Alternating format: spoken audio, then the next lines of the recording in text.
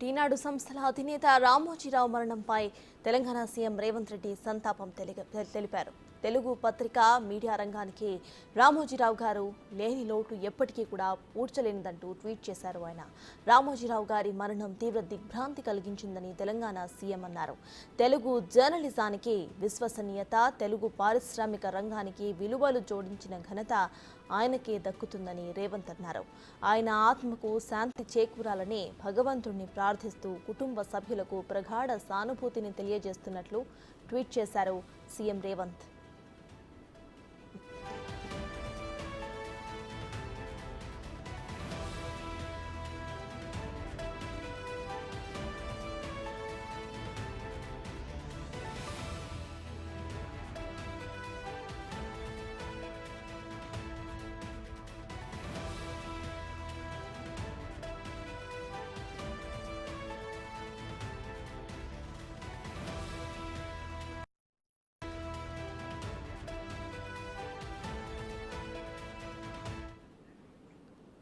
ఇదే విషయంపై మాట్లాడడానికి మనతో పొలిటికల్ అనలిస్ట్ పెంటపాటి పుల్లారావు ఉన్నారు.